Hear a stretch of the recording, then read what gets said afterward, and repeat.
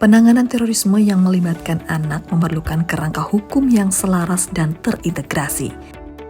Hal ini disampaikan Kepala Badan Nasional Penanggulangan Terorisme Edy Hartono dalam City Executive Forum yang digelar Densus 88 Anti Teror Polri pada 23 Februari 2026 di Jakarta.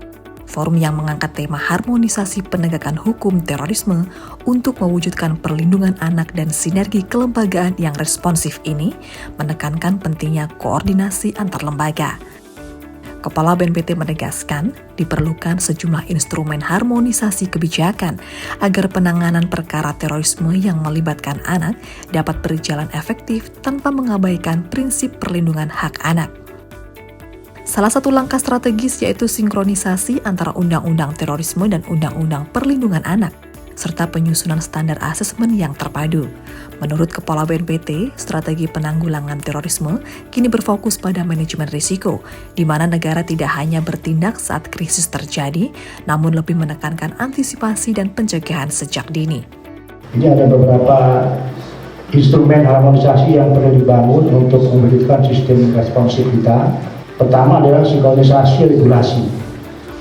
Ya, ini kita ketahui kita ada undang-undang terorisme, ada undang-undang sistem perlindungan anak, ya, ada perlindungan anak. Kayak ini kita terus lakukan upaya harmonisasi. Ya.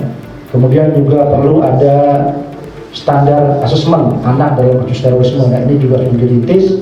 Saya terima kasih kepada Kasatgas Wil yang sudah berkolaborasi ya, dengan Menteri PPA. Saya meminta belakangan bahwa ini sudah berjalan baik. Ya.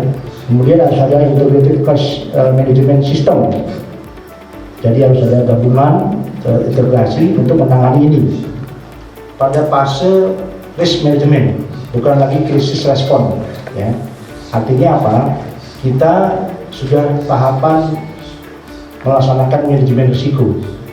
Ya. Jadi ini sudah diwujudkan oleh Densus 88 dalam rangka mitigasi serangan tadi.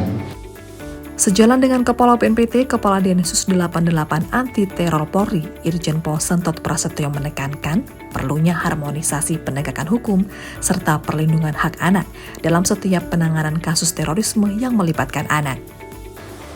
Tantangan terorisme di tahun 2026 menuntut kita untuk semakin presisi.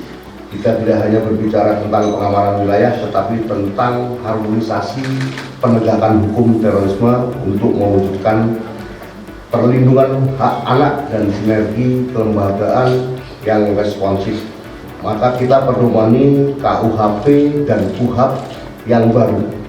Jadi ini yang mungkin menjadi acuan titik tekannya, serta sistem peradilan pidana anak SPPA untuk penegakan hukum yang akuntabel dan penghormatan hak asasi manusia. Melalui forum yang diadakan ini, Densus 88 Anti Teror Polri bersama BNPT berkomitmen terus memperkuat kolaborasi dalam memastikan Indonesia aman dari ancaman terorisme.